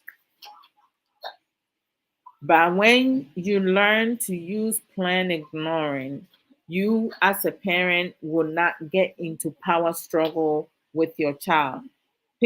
Parents who cannot plan ignore, they tend to get into power struggle with their kids. They say too much when it's even unnecessary. And then they get into verbal altercation with their child. And then sometimes it escalate into physical altercation, whereas the child will um, hit, push, kick, or trying to harm their own parents, or vice versa. The parent will get so upset they will put their hands on their child because they asking the child to stop and the child does not stop. So they get annoyed and say things, whereas that child gets upset and do something that could have been avoided. So plan ignoring is one of the coping skills that anyone, everyone can utilize. Even you can use it on your own partner because you do have some of our men, you guys say you don't like talking, and women we talk a lot. So if we're talking too much now, you can use plan ignoring. Like if let's say adore, like I'm talking too much, you can pick up your phone and then you start, roaming around, going on any other social platform, or like watching TV, you home with me, you trying to get me to like get to the point, you know, and I'm going to recognize that you're not even paying attention to me. So if you're not paying attention to someone, that person will stop talking or stop doing what they want, what they're doing, right? That's plan ignoring. So if your partner is pissing you off or getting you annoyed, frustrated, or upset, you can use plan ignoring. You can also walk away from the room. If it's a child, knowing that that child can escalate at any point, you can not leave him by himself in the room. You have to remove yourself to a spot whereas you can still see what they doing so they don't get hurt, they don't harm themselves or break things easily. And then if they do break things or they do something that they know they're not supposed to be doing, you need to have mediation with them, having a conversation after the incident. If your child does something right or wrong, mostly when they do something wrong, you need to have a conversation with them to use it as a tool to educate them. Don't just say, oh, my daughter and or my son, once they do something, you can talk to them about it. You have to pretend like it didn't happen. If you're going to pretend that it did not happen, guess what? It's going to escalate and it's going to trigger to go outside in the community. They're going to go outside and they will feel entitled they will do something that can get them jail time because they are used to doing it at home and you don't want to address it. In every situation, it's always important to sit and have a conversation with your child and have them understand, hold them accountable for with their action. I have shared this story um, several times, and the reason why is like, just to use it as education purpose. My daughter, when she was between um, a toddler to age, oh, she was still a toddler from between age 2 to, I believe, almost 7 years old. She used to cry a lot, like even when you ask her what type of food she wants to eat, she's crying. I will give her three choices, and if she's not hungry or she's playing, that's why like the electronic time, we have time limits, because if she's using her electronic, she would say she's not hungry and she will be hungry. So we will ask her to put the electronic away, and instead of her coming to eat, she will say she's not hungry, and then she will start crying. Sometimes it has nothing to do with the electronic, she will just start crying. And in the beginning, the earliest age, either myself or my husband will try to, give her some caring gesture, trying to calm her down, and she will cry and cry. Like it gets to a point, it becomes overwhelming. So one time, I just said to my husband, let her cry. Once she's done crying, then we're gonna talk about it. So I went to her and I was like, how many, and I asked her how many minutes you need to cry. She was taken aback. She stopped crying for a minute and then she started crying again. So I asked her, do you need 5 minutes to cry, 10 minutes, 30 minutes, 1 hour, or more? She said 5 minutes. So I said, okay, you can cry for 5 minutes. Once you were done, we're going to sit down and talk about the reason why you're crying, because I need to know. And then I asked her, did I scream at you? She shook her head. Did I hit you? She shook her head. Did I do something that hurt your feelings? She said no. And I was like, okay, so when you're done crying, we'll talk about it. Let me know when you are done crying. And then I walk away. Her dad also walked away and went and did something else, So we implement plan ignoring, but we kept an eye on her. So she sat in one of the couch, and she didn't even cry for 5 minutes. Within less than 2 minutes, she was done, and she said she was done crying. So I said, okay, you can go and wash your face, um, dry your face, and then come back, and then we will talk. When she came back, I asked her, would you like to have some water? She said, yeah. I fetched her some water to drink.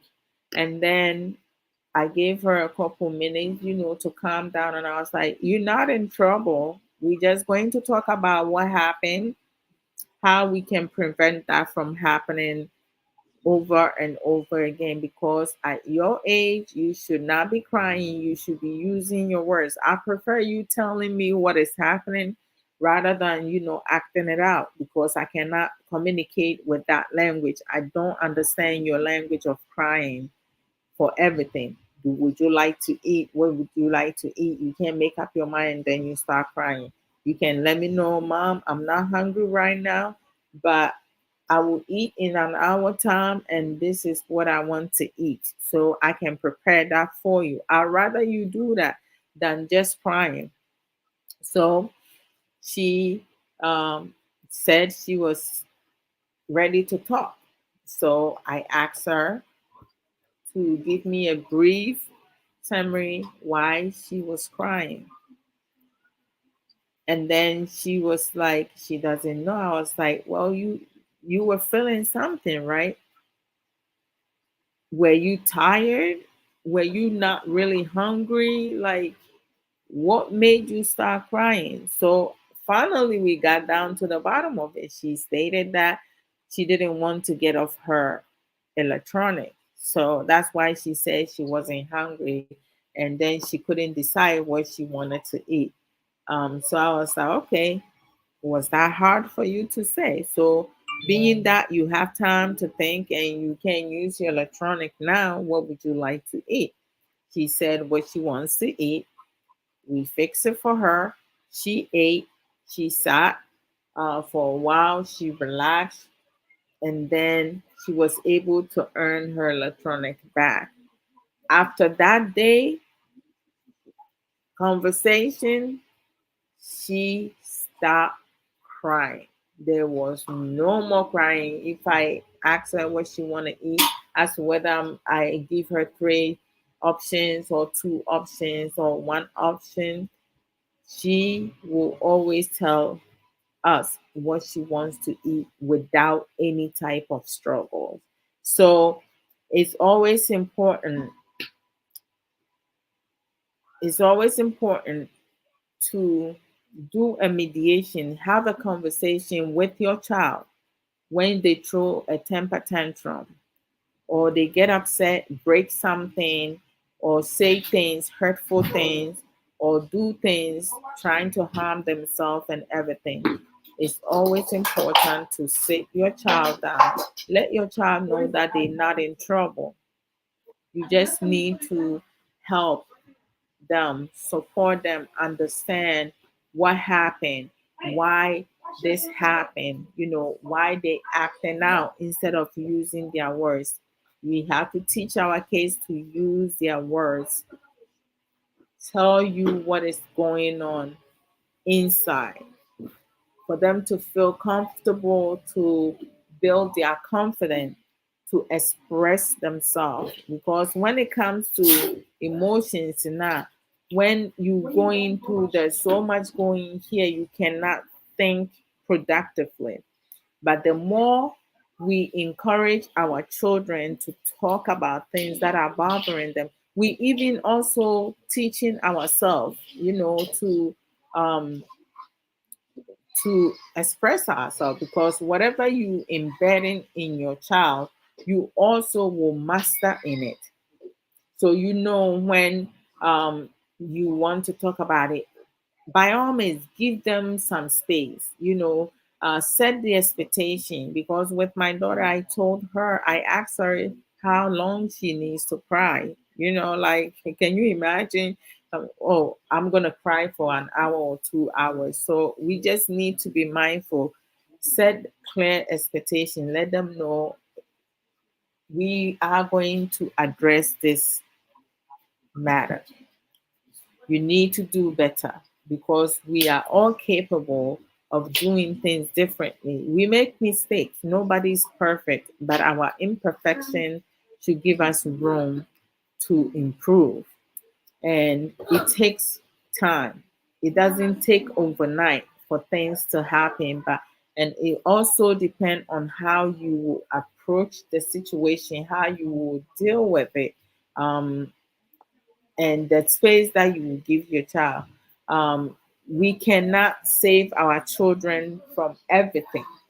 Sometimes we need to allow our children to make mistakes, and then we teach them right, morals, principles, respect, because if you have a child at home, as to whether or not they have some type of disability or not, they still need to be respectful. They need to be able to have a structure routine. When you get upset now, you can go and sit quietly in your room, or you can take a nap, drink water. If you want to go for a walk, ask to go or be taken to go for a walk. If you want to play game, you can ask to play game, but not like electronic game, like you want to play game with your um, loved ones, or if you want time on your electronic for your parent to set a time for you. Okay, for right now, you can't, but you can play game in an hour time. You need to do X, Y, and Z. Once you finish, then you can do that. They need to learn to exercise patience because in the real world, you can't get your way when you ask for it or snap your finger. It doesn't work like that. So what can we do uh, at home in our home setting environment to educate our children, whereas they don't go and display poor behavior outside in the community or doing that at home?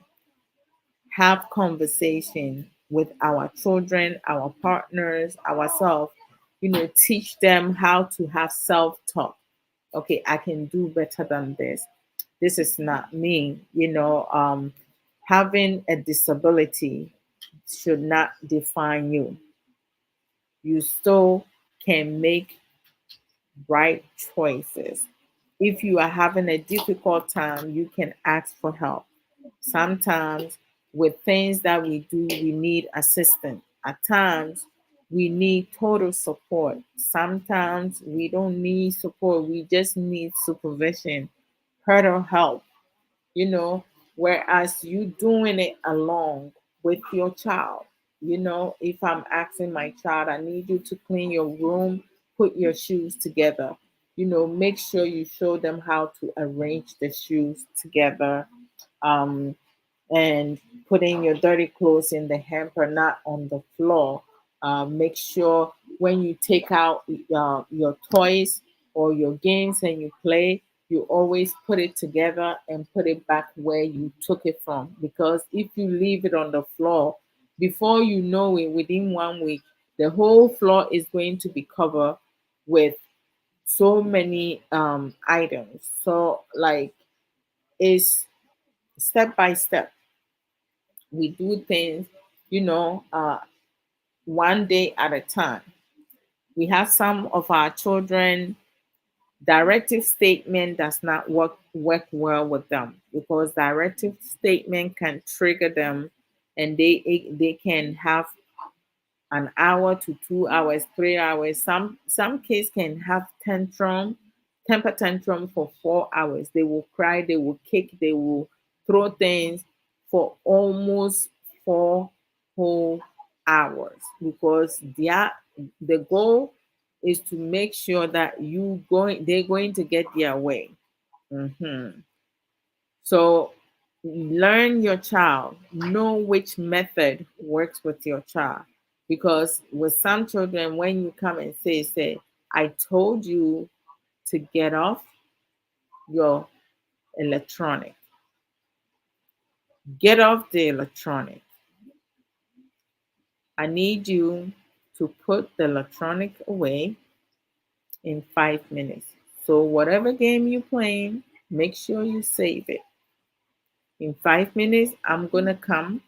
By the time I come back, that means it's 5 minutes. I don't need to tell you again. You need to put that away because if you don't, you will lose time off the next time you have electronic time.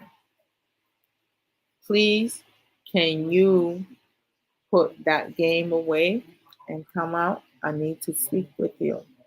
So it's like, don't forget you have half an hour. So look at the time, set your alarm, make sure 5 minutes to remind you to save it. Okay. So there are different methods that you can speak to your child for it to be effective. So what may work for your child today may not work tomorrow or may not work for your daughter, may not work for your son. So you have to read your children what method works with your child. Some children with their homework, they need hurdle help. They need your physical presence to help them. Some They just need reminder and they will get it done. Others, redirection. You have to redirect them because they get um, distracted easily. And then before you know it, the next day comes and they have not completed their homework. So I'm going to leave you guys here. Tomorrow at 3:30 US Eastern Time, Ghana time 8:30 p.m. Sofu Samuel Koso and I will come live, and we're gonna talk about marriage lessons. Sometimes we talk about general topic. Other times we talk about just marriage. Okay. Christian. So welcome. Jeff CC. Welcome. So if you came here and I did not acknowledge you, forgive me. Hey, brother Isaac, come on. Isaac Kamwani, I didn't even realize you were here. Welcome. Obapa Frida Ewa Kobina. Welcome. I didn't even realize you guys were here. Mamu nyinaa akɔ aba. So we will see you tomorrow. Season greetings to you, Sister Sage Williams. Hey, happy holiday. So yema ubia fishiapa. Fishiapa. And some no kra minimum to the minimum to yeah mama fishiapa. Yeah mama fishiapa. Afi fishiapa.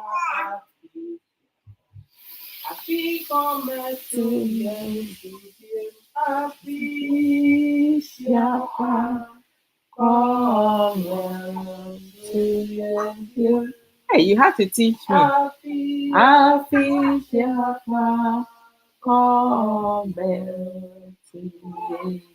Hey, yes.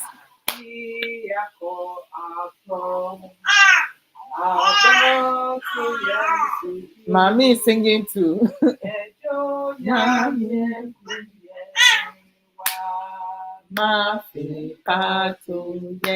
Woo!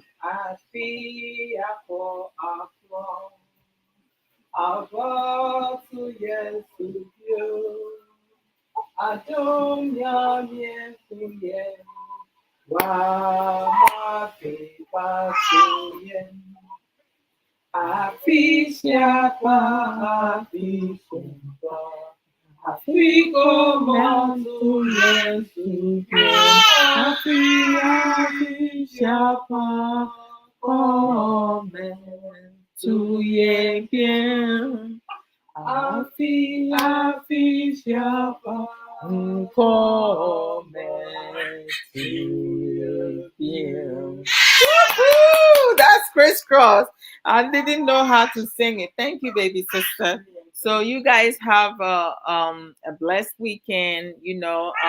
For those who traveling, have a safe trip. Enjoy yourself and with your family throughout the holidays, because I'm from this time going all the way to next year is season greetings. Some people do not celebrate Christmas, but some people celebrate the holidays. So it's like a lot of times, but for us Ghanaians, we just say Fishiapa because all the holidays is Fishiapa, right? You know. Bye, guys. Take good care of yourself. Love you guys. One love always. Take care. This movie, I have